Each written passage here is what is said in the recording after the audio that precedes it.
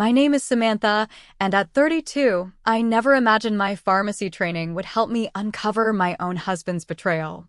It started with a barely perceptible bitter taste in the chamomile tea Marcus insisted on making me every night. The drowsiness that followed wasn't normal.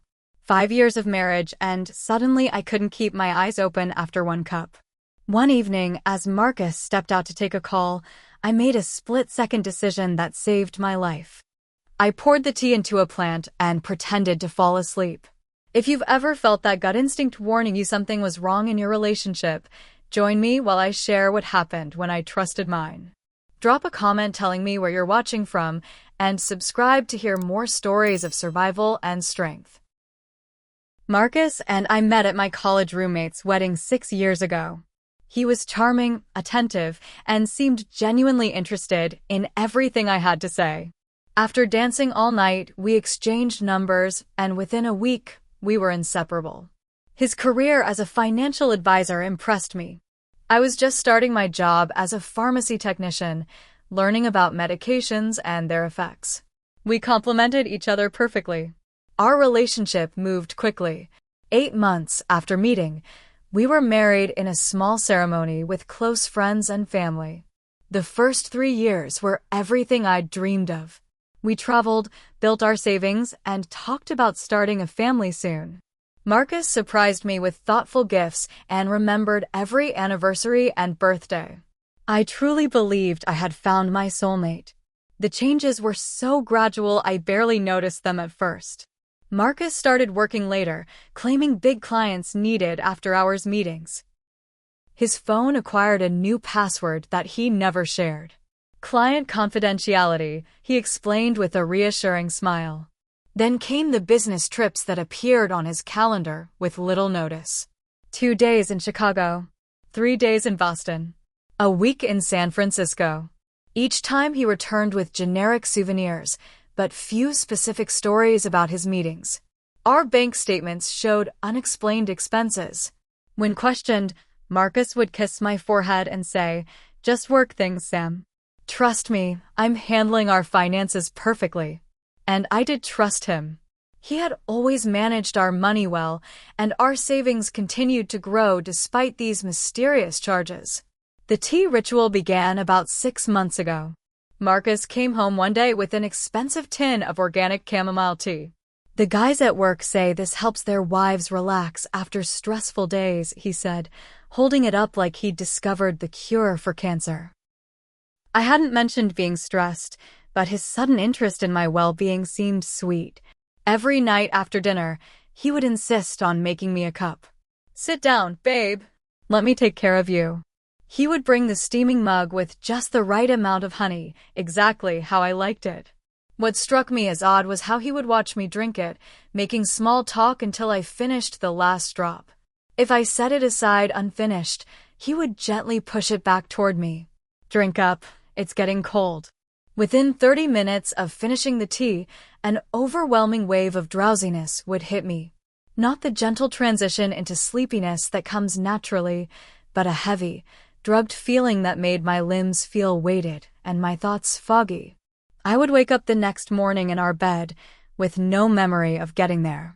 The first few times, I assumed I was just exhausted from work and had fallen asleep on the couch. Marcus must have carried me to bed. But the pattern continued. Tea, drowsiness, memory gap, waking up groggy. Morning after morning, I felt hungover without having had a drop of alcohol. My mouth was dry, and I had a persistent headache that wouldn't fade until noon. "You're working too hard," Marcus would say, bringing me water and Advil. "Maybe you should ask for fewer hours at the pharmacy." His concerns seemed genuine, and I began to wonder if I was developing health problems. My friend Rachel noticed the change in me. During our monthly lunch date, she studied my face with concern. "Sam, you look exhausted. Are you sleeping okay?" I shared my symptoms, describing the unusual tiredness and memory gaps. "That doesn't sound normal," Rachel said, frowning. "Have you seen a doctor?" I promised her I would, but something stopped me from making the appointment. A nagging feeling that this wasn't a medical issue at all. That evening, as Marcus handed me my customary tea, I noticed something I hadn't before. He always prepared it in the kitchen, just out of my sight. And he always watched me drink it with an intensity that suddenly seemed less caring and more monitoring. That night, I pretended to drink the tea but poured most of it into the soil of our large ficus plant when Marcus went to the bathroom. I acted drowsy, letting my eyes droop and my speech slur slightly. Within 15 minutes of this performance, Marcus was on the phone in our bedroom, door closed, speaking too quietly for me to hear. The next morning, I felt clear-headed for the first time in months. No headache, no dry mouth, no brain fog. And the ficus plant was still alive, ruling out any immediate toxicity in whatever might have been in my tea. That was the moment my suspicions crystallized into something I could no longer ignore. Working at a pharmacy gave me an advantage most wives in my position wouldn't have. I knew about medications, their effects, and their side effects. During my lunch break, I began researching sleeping medications, comparing my symptoms to known side effects. Zolpidem, commonly known as Ambien, matched most closely. Rapid onset of drowsiness, anterograde amnesia, inability to form new memories after taking it, and a bitter taste that some people notice despite manufacturers' attempts to mask it. Other possibilities included benzodiazepines like Valium or Xanax, but these didn't typically cause the same distinctive memory gaps I was experiencing. I started keeping a secret journal, documenting every night Marcus made me tea and correlating it with my symptoms and his behavior. A pattern emerged. He only prepared tea on nights when he was particularly attentive, almost performatively loving. Those were the nights I had no memory of going to bed. Those were also the nights our bank account showed unusual activity, small transfers between accounts, changes to investment allocations, credit card payments from our joint checking. One Tuesday evening when Marcus claimed to be working late, I called his office on a hunch. "I'm sorry, Mr. Ellis left around 4:30 today," his assistant told me. He arrived home at 7:30, greeting me with a kiss and a story about a difficult client meeting. The lies were piling up. When Rachel called to check on me the following weekend, I finally confided my suspicions. "Rachel, I think Marcus might be drugging me." The silence on the other end of the line lasted so long I thought the call had dropped. Finally, she spoke, her voice tight with concern. "Sam, that's a serious accusation." "Are you sure?" "Not completely," I admitted. "But too many things add up. The bitter taste, the memory gaps, the sudden unconsciousness. And only on nights when he makes my tea. You need to see a doctor," she insisted. "Get a blood test. If he's drugging you, there might still be traces in your system." But I knew most sleeping medications metabolize quickly. Unless I got tested immediately after consumption, a blood test might not show anything. And I couldn't risk Marcus finding out about such a test. If my suspicions were correct, alerting him could be dangerous. "I need more evidence first," I told her. "Something concrete." That evidence began accumulating faster than I expected. The next day, I caught Marcus reviewing footage from our home security cameras, scrolling through hours of recording from a night I'd been asleep. When I asked what he was looking for, he quickly closed the laptop, claiming he thought he'd heard a noise the previous night. Using his laptop while he showered, I checked his search history, finding recent queries about half-life of Zolpidem, how long do sleeping pills stay in system, and can sleeping pills be detected in autopsy. My blood ran cold. The following week, I noticed pills missing from a sample pack of allergy medication I'd brought home from the pharmacy. The pills looked similar to some sleeping medications, white, round, approximately the same size. Someone had carefully opened the blister pack from the bottom, removed 2 pills, and resealed it with clear tape. When I deliberately forgot to drink my tea one night, claiming a stomach ache, Marcus became visibly agitated. He paced the living room, checking his watch repeatedly. "Are you sure you don't want just a few sips? It might help you feel better." His insistence made my skin crawl. I'm sure, I said firmly, watching his expression cycle through frustration, calculation, and finally forced sympathy. Whatever you need, babe, he said, but spent the rest of the evening texting someone, angling his phone away from me. The emotional toll of these discoveries was devastating. I vacillated between disbelief, rage, and heartbreak. The man I had loved, had built a life with, was systematically drugging me. But why? What happened during those lost hours when I was unconscious? I searched for rational explanations. Maybe he was dealing with insomnia himself and accidentally mixed up our cups? Perhaps he had developed some strange concern about my health and thought this would help me sleep? The excuses I created sounded hollow even to my own ears. The financial discrepancies became impossible to ignore. I received email notifications about access to our joint accounts at 11:30 p.m. when I was supposedly sleeping. Statements for our investment accounts stopped arriving in the mail altogether. When I mentioned this to Marcus, he claimed he'd switched everything to paperless to save the environment. Then I discovered an application for a second mortgage on our home, partially completed, saved in a folder on our shared desktop computer. My signature was on it, a signature I had no memory of providing. Most disturbing of all were the receipts I found in Marcus's car. Dinner for two at restaurants I'd never been to on nights I'd been sleeping at home. Movie tickets for shows I hadn't seen.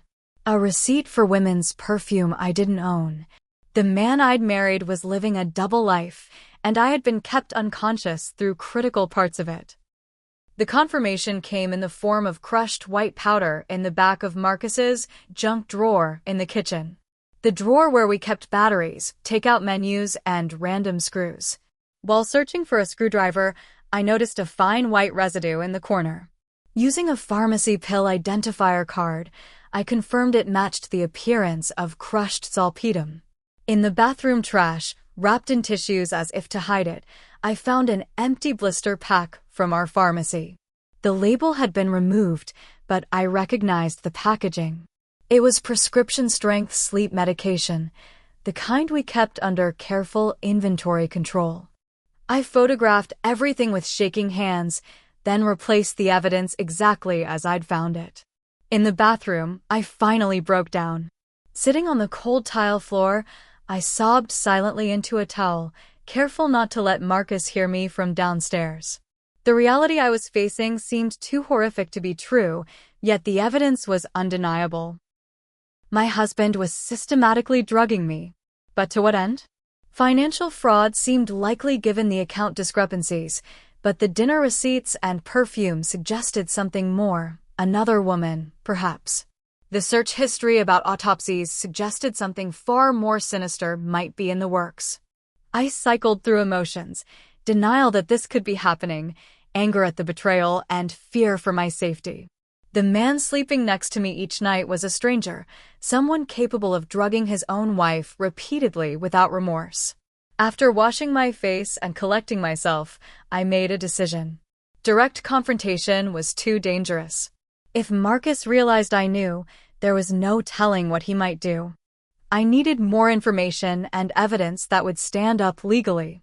The next day, during my lunch break, I called a lawyer who specialized in domestic abuse cases. Without giving my name, I outlined the situation. If you suspect you're being drugged, you need to get to a safe location immediately, she advised.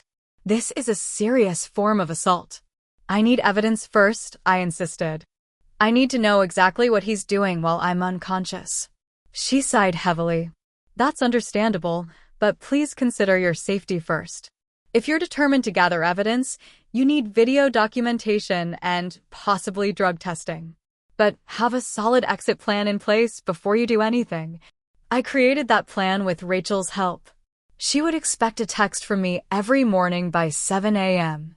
If she didn't receive it, she would call. If I didn't answer, she would come to the house with her brother, a former police officer. I packed an emergency bag with clothes, toiletries, copies of important documents, and some cash, hiding it in the back of my car trunk. For evidence collection, I purchased a small recording device that looked like a USB power bank and a tiny camera disguised as a phone charger. I set them up in our living room, positioned to capture the couch where I usually fell asleep and the surrounding area. I spent hours researching how people act under sedation, practicing the gradual loosening of muscles, slowed speech, and eventually the deep, rhythmic breathing of sleep. I practiced pouring liquid discreetly, learning how to tip a cup against my lips while allowing the contents to flow into my sleeve, where I had sewn a small, leak-proof pouch. The anxiety was almost unbearable. Each night as the time for tea approached, my heart raced so fast I worried Marcus would notice something was wrong. I rehearsed scenarios in my head. What if he caught me pouring out the tea? What if the recording devices were discovered? What if he changed his routine? Meanwhile, Marcus's behavior grew increasingly concerning. He mentioned updating our life insurance policies, increasing my coverage substantially. It's just good financial planning, he insisted when I questioned the change. One night, I overheard a phone conversation from our back porch. After it's done, we'll have access to everything, Marcus said quietly. Just be patient for a few more weeks. When he saw me standing in the doorway, he quickly ended the call, claiming it was a work colleague discussing a potential client. In his gym bag, I found a burner phone, a cheap prepaid model with only one number in its contact list, saved simply as J. The text messages had been deleted, but the call log showed daily communications. Most disturbing of all was what I found on his laptop while he was at the gym. Searches for untraceable poisons, natural causes of death in 30s women, and how to make suicide convincing. I photographed the screen with my phone, my hands trembling so badly I had to take multiple shots to get a clear image. Whatever Marcus was planning, it had escalated beyond drugging me. I was no longer just being unconscious for a few hours. I was being set up for something fatal. I decided that night would be the one. I would finally discover what happened during those lost hours, no matter how terrible the truth might be. I arrived home from work at my usual time, 5:30 p.m., to find Marcus already there. This was unusual. He typically arrived around 6:15. He had prepared dinner, another rarity. Grilled salmon, roasted vegetables, and a bottle of my favorite Chardonnay. What's the occasion? I asked, hanging my coat in the closet while discreetly checking that my recording devices were functioning with a quick glance at my phone. Can't a man cook for his beautiful wife? Marcus smiled, pulling out my chair. Work has been so busy lately, I thought we deserved a nice evening together. Throughout dinner, Marcus was attentive and charming, refilling my wine glass and asking about my day. It reminded me of our early dating years, when his focus had made me feel like the most important person in his world. Now, the attention felt calculated, each smile and touch like moves in a sinister chess game. I noticed him paying unusual attention to the house. Checking that the curtains were closed, adjusting the thermostat, even wiping down the countertops meticulously after clearing our plates. You seem tense, he observed as I helped load the dishwasher. How about some tea to help you relax? There it was. Right on schedule. That sounds perfect, I replied, forcing a grateful smile. I followed him to the kitchen, leaning against the doorframe while he filled the kettle. When he thought I wasn't looking, I saw him reach into his pocket and remove something small that he quickly dropped into my mug before adding the tea bag. My heart pounded so loudly I was certain he must hear it. This was no longer suspicion. I was watching my husband drug me in real time. He stirred honey into the tea, his back to me. Go get comfortable on the couch, he suggested. I'll bring this to you. I settled on the sofa, strategically positioning myself in view of the hidden camera. Marcus brought the tea, setting it on the coffee table in front of me with a solicitous smile. Drink up while it's hot, he urged, sitting beside me and turning on the TV to a show we'd been watching together. I lifted the mug, pretending to sip while actually pressing my lips tightly together. The bitter smell confirmed my suspicions. This was definitely medicated. I need to use the bathroom, Marcus said after a few minutes. Be right back. The moment he was out of sight, I poured half the tea into the large potted plant beside the couch, making sure to angle the mug afterward to look as if I'd consumed most of it. I heard the toilet flush and quickly resumed my position, mug at my lips. Over the next 15 minutes, I began my performance. First, slightly slurred words when responding to Marcus's comments about the TV show. Then, progressively heavy eyelids and slower movements. I let my head loll slightly to the side, catching myself and straightening up as someone fighting sleep would do. You look tired, babe, Marcus observed, his voice gentle but his eyes watchful. Just relaxed, I mumbled, allowing my words to blend together. Tea's really good tonight. By the 20-minute mark, I had positioned myself into a slouched position on the couch, my breathing deep and regular, eyes closed. I could feel Marcus watching me, studying my face for signs of consciousness. He waved his hand in front of my face. I could sense the movement through my eyelids, but remained perfectly still. He gently shook my shoulder, calling my name softly. I gave no response. Satisfied with my unconscious state, Marcus pulled out his phone. She's out, he said quietly to someone on the other end. You can come over now. Give it 15 minutes to make sure she's fully under. I continued my slow, deep breathing, fighting the urge to tense up or change my rhythm. The hardest part was yet to come, remaining unconscious while discovering whatever Marcus had been hiding. 20 minutes later, I heard the back door open quietly. Soft footsteps approached the living room, and a woman's voice whispered, "Is she completely out?" Like always, Marcus replied. The dosage hasn't failed yet. I forced myself to remain limp as I felt someone else's presence near me, studying my face. She really is pretty, the woman said, her tone almost regretful. I can see why you married her. Jessica, we've been over this, Marcus sighed. It was never about her looks. Her job at the pharmacy gave us access, and her family money made her perfect for the long game. Jessica. The name hit me like a physical blow.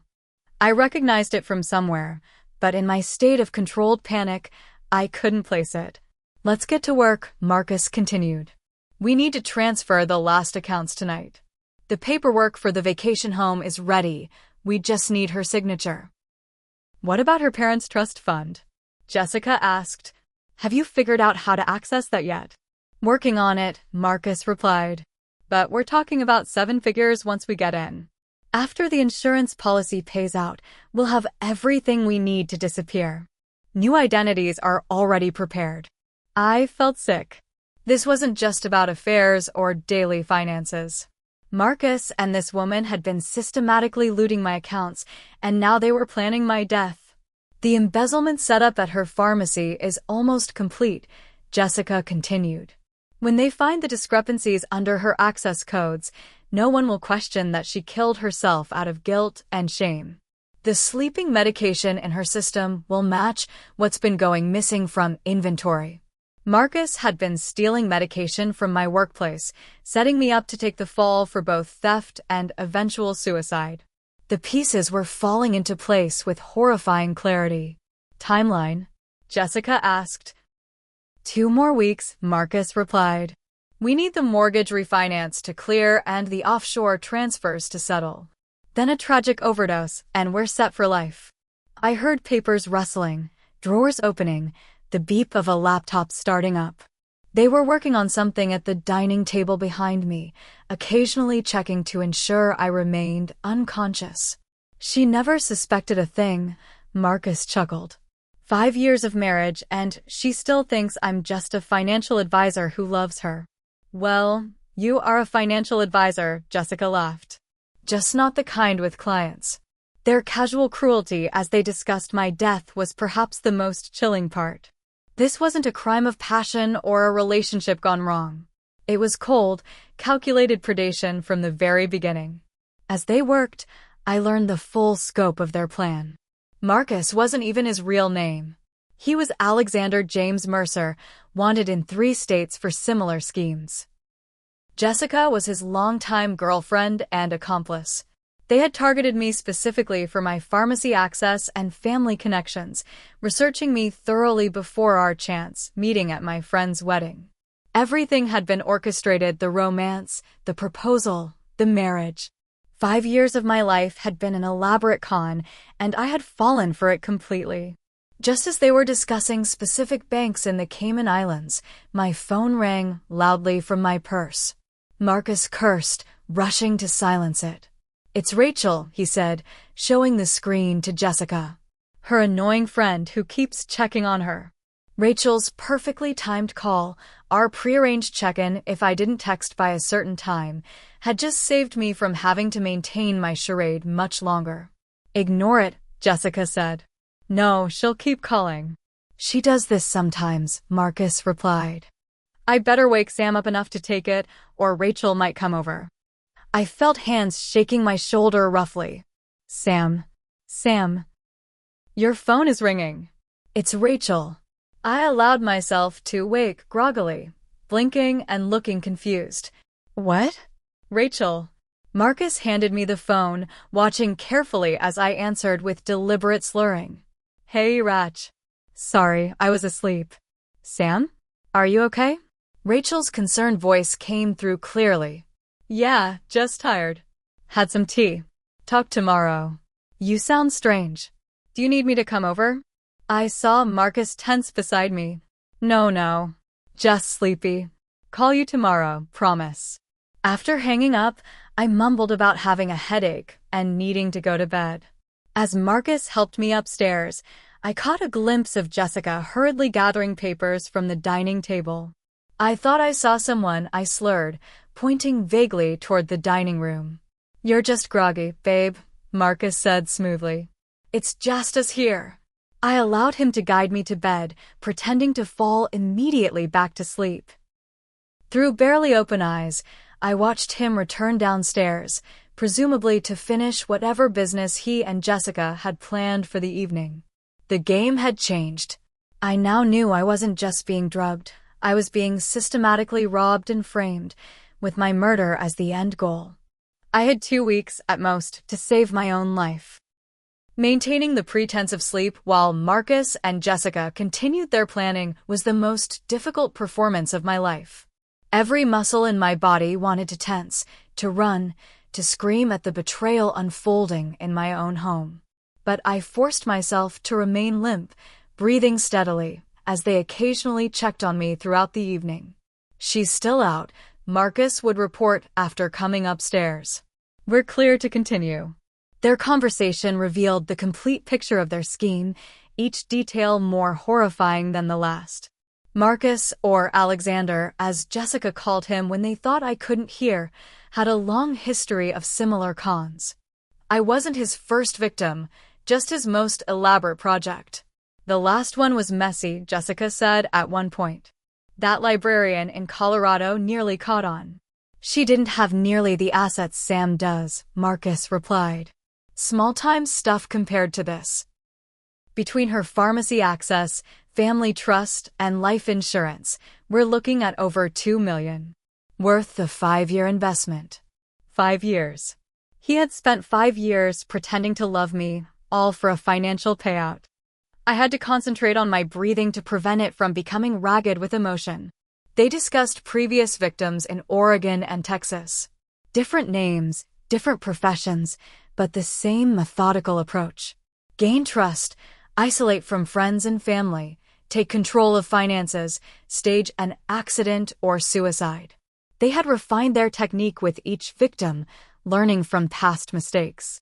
Jessica, I discovered, wasn't just an accomplice, she was the constant, his actual partner. Sometimes she played a background role, as she had with me. In other cases, she had been the one to initiate relationships with wealthy targets while Marcus worked behind the scenes. "The vacation home transfer is complete," Marcus said, papers rustling. With her forged signature, we now have legal ownership of the lake house. Once it's sold, that's another $400,000. "What about the Cayman account?" Jessica asked. "Almost funded. Final transfers will happen next week, Once the second mortgage clears, everything under shell companies untraceable. They had created a web of financial fraud so complex that even if I had discovered one aspect, I might never have unraveled the whole scheme. Marcus had been using my identity to open accounts, transfer assets, and secure loans. On paper, I looked like a desperate woman draining her own resources, the perfect setup for a supposed suicide when it all came crashing down. Most chilling was their discussion of my planned death. The suicide would involve an overdose of the same medication Marcus had been stealing from my pharmacy using my access codes. They had already planted evidence of depression, including a therapist Marcus had insisted I see last year who was actually part of their network, not a licensed professional at all, but someone who would later testify to my declining mental state.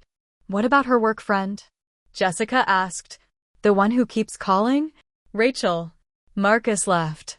I've been working on isolating Sam from her for months.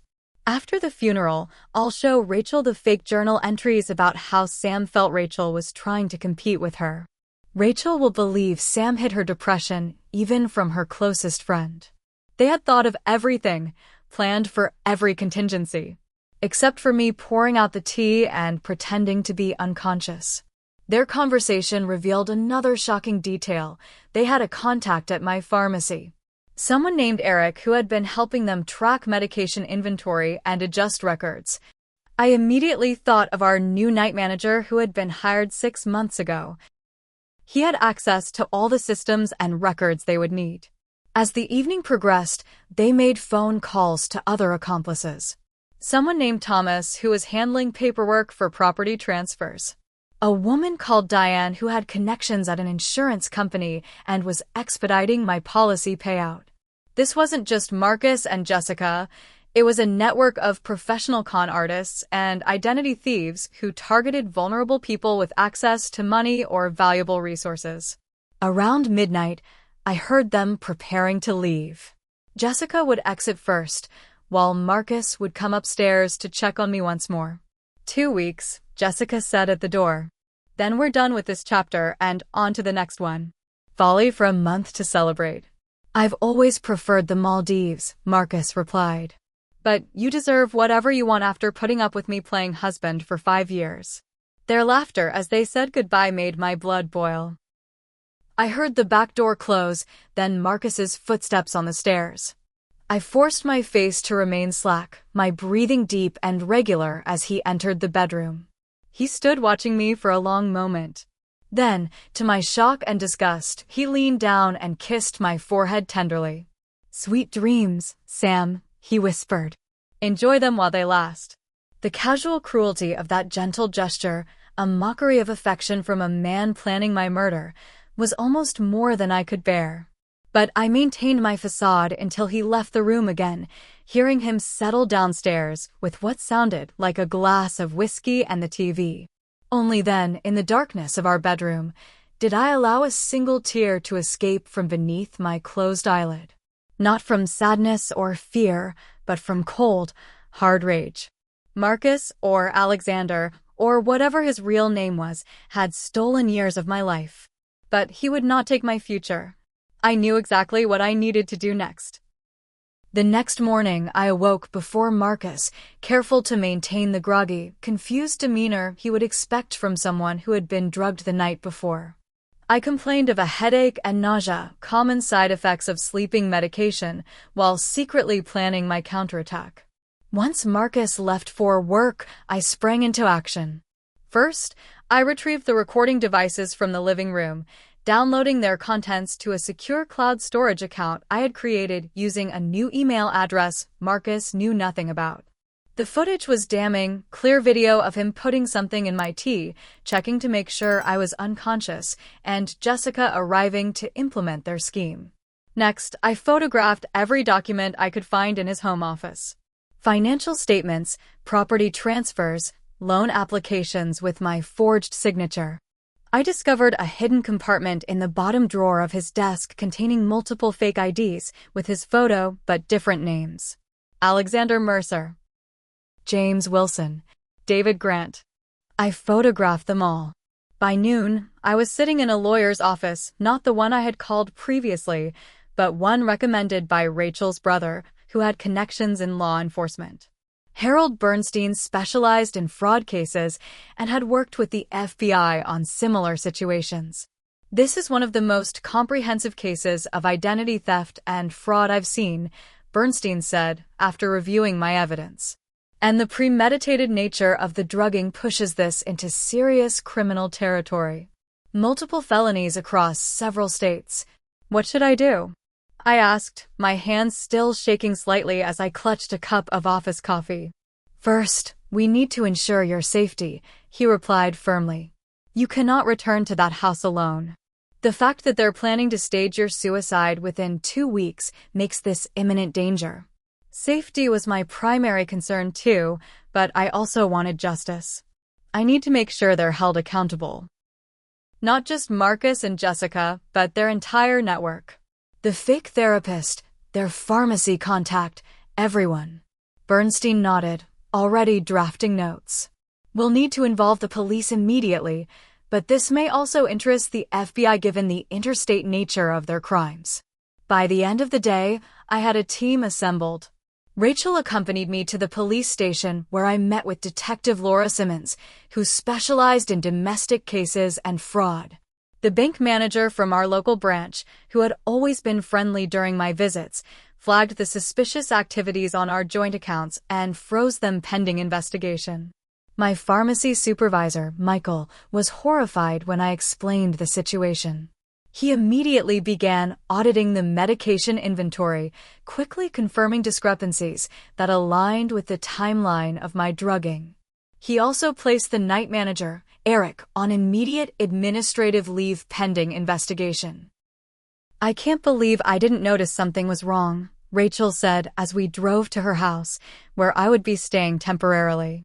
"You seemed off for months, but I never imagined anything like this." "Marcus was careful to isolate me gradually," I replied, reducing our time together, making excuses for why I couldn't attend social events. Classic abuser tactics, but so subtle I barely noticed myself. Detective Simmons suggested setting up a sting operation. With my knowledge of Marcus and Jessica's timeline, we had a narrow window to catch them in the act before they moved to the final stage of their plan. "We'll need you to maintain normalcy for a few days," she explained. "Act as if nothing has changed. Can you do that?" The thought of returning to the house, pretending everything was fine while Marcus continued to attempt drugging me, made my skin crawl. But I agreed. This was my chance to take back control. For 3 excruciating days, I played my role perfectly. I returned home, made excuses for staying at Rachel's one night, girls' movie marathon, and allowed Marcus to believe his plan was proceeding smoothly. Each night, I pretended to drink the tea, pouring it out when possible or using the special absorptive sleeve I had sewn. On the 4th night, we set the trap. Police officers were stationed outside our home, with Detective Simmons and 2 other officers in unmarked cars. Rachel's brother was positioned as a delivery person who would approach at a prearranged time, giving him legitimate reason to be near the house. Marcus prepared the tea as usual, adding what I now knew to be crushed salpetum when he thought I wasn't looking. I pretended to drink, then began my now well-practiced performance of gradual sedation. As I fell asleep on the couch, Marcus texted someone, Jessica, presumably, and began moving around the house with purpose, gathering documents and logging into my personal laptop. When Jessica arrived 30 minutes later, they immediately began discussing the final timeline. "The prescription pad is ready," Jessica said. "One last large withdrawal of medications under her code, and the embezzlement evidence will be complete." "The suicide note?" Marcus asked. "Printed and ready for her signature, which I can handle. We have plenty of practice with her handwriting by now." They were discussing the specific combination of medications that would ensure my death while making it appear I had taken my own life due to guilt over stealing from the pharmacy. The cold, methodical planning was chilling to hear, even though I knew I was safe with police officers surrounding the house. At the prearranged signal, Marcus and Jessica explicitly discussing the planned date for my suicide, Detective Simmons and her team moved in, announcing themselves at both the front and back doors simultaneously. The look of shock on Marcus's face when officers burst in is something I will never forget. Pure disbelief, followed by calculation as he glanced at my unconscious form on the couch, clearly wondering if he could still somehow frame this as a misunderstanding. That opportunity vanished when I sat up, fully alert, and stared him directly in the eyes. "It's over, Alexander," I said, using his real name. "Or is it James this week? Or David?" Jessica attempted to flee through the kitchen, but was intercepted by an officer. As they were both handcuffed and read their rights, Marcus finally spoke directly to me. "How long have you known?" he asked, his voice hollow. "Long enough to save my life," I replied. "And to make sure you never do this to anyone else." The aftermath unfolded rapidly. Both Marcus and Jessica were arrested on multiple charges: assault, conspiracy to commit murder, fraud, identity theft, and drug theft. Their network began to unravel as investigators followed the evidence I had gathered. The night manager at my pharmacy confessed his role immediately when confronted with the evidence. The fake therapist was identified and arrested in a neighboring state. Thomas, the document forger, was already wanted in connection with similar schemes and was apprehended within days. As the investigation expanded, police discovered 7 previous victims across 4 states. 2 had lost everything financially. 1 had actually been hospitalized after what had appeared to be a suicide attempt, but was likely an early version of their murder scheme that had been interrupted. Marcus's real identity was finally confirmed as Alexander James Mercer, 41, with a history of fraud dating back to his early 20s. He had never been a legitimate financial advisor. Every aspect of his life with me had been fabricated. In the quiet of Rachel's guest room, surrounded by the few possessions I had taken from what I now thought of as the crime scene rather than my home, I finally allowed myself to fully process what had happened. 5 years of my life had been a lie. The man I had loved had never existed. I had been targeted, manipulated, and nearly killed for my money and access to prescription medications. The betrayal cut deeper than any physical wound could have. But I had survived. More than that, I had fought back. And in doing so, I had saved not only myself, but potentially future victims who would have fallen prey to Marcus and Jessica's scheme. When Detective Simmons called to inform me that both Marcus and Jessica were being held without bail due to flight risk, I felt the first real sense of safety I'd experienced in months. "You should be proud of yourself," she told me. "Most victims never realize what's happening until it's too late. Your courage and quick thinking saved your life." I wasn't sure if what I felt was pride, but as I looked at the sunrise from Rachel's kitchen window, I knew I had reclaimed my future. And that was worth everything. The weeks following Marcus and Jessica's arrests were a blur of police interviews, legal consultations, and financial damage control. Untangling the web of fraud they had created in my name required forensic accountants, identity theft specialists, and endless paperwork. I stayed at Rachel's house initially, unable to return to the home I had shared with Marcus. Each item there felt contaminated by deception. Eventually, I sold the house, unable to imagine ever feeling safe within those walls again. A thorough medical examination confirmed what I already knew. Traces of zolpidem were found in my hair follicles, evidence of long-term exposure. The doctor who examined me was amazed I hadn't developed a dependency on the medication given how long I had been unknowingly consuming it. "Your pharmacy knowledge may have saved your life," she told me. "Most people would never have recognized the symptoms or the taste." The criminal investigation expanded beyond my case, revealing a pattern of similar crimes spanning nearly a decade. Marcus, or Alexander, and Jessica had perfected their technique over time, learning from each conquest how to better isolate and manipulate their victims. I wasn't their most financially valuable target, but I had provided something equally valuable: access to controlled medications that could be sold on the black market or used in their schemes. The prosecution estimated they had stolen over $100,000 worth of pharmaceuticals using my access codes. The legal proceedings moved forward, with both defendants facing charges serious enough to ensure decades in prison. I attended each hearing, looking them both in the eye, refusing to be intimidated any longer. Jessica occasionally showed flashes of remorse, but Marcus remained cold and calculating throughout, still searching for angles and advantages even as the evidence mounted against him. My healing journey was neither quick nor linear. Some days I could barely get out of bed, overwhelmed by the magnitude of the betrayal.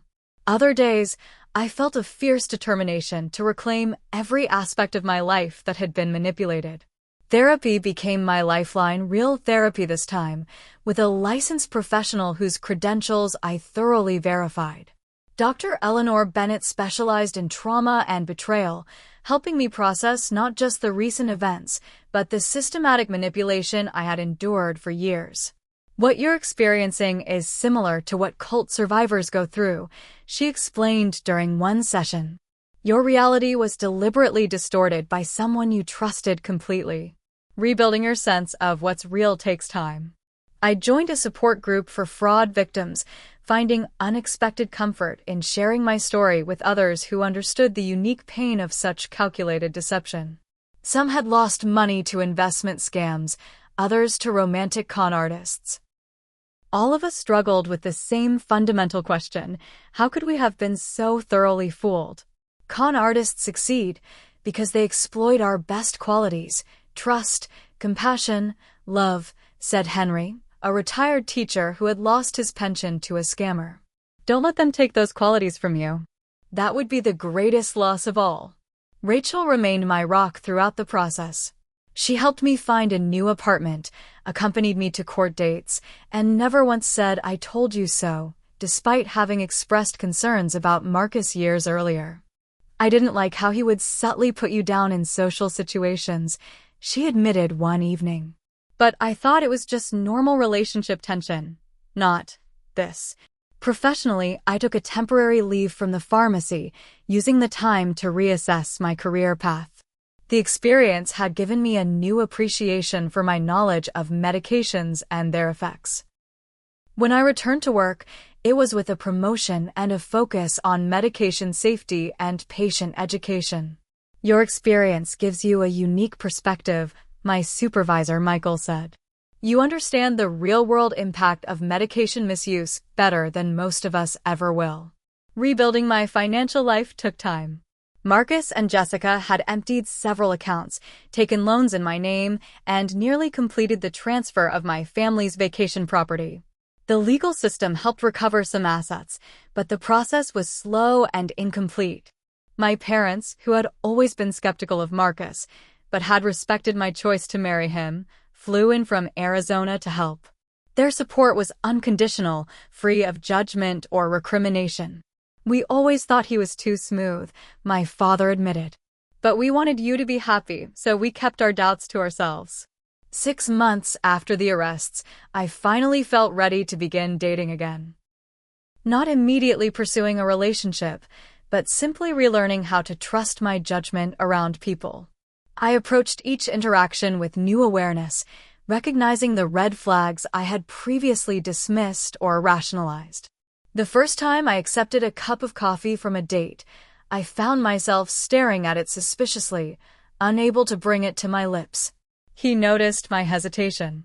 "Is something wrong with the coffee?" he asked. I made a split-second decision to be honest. My ex-husband drugged me repeatedly throughout our marriage.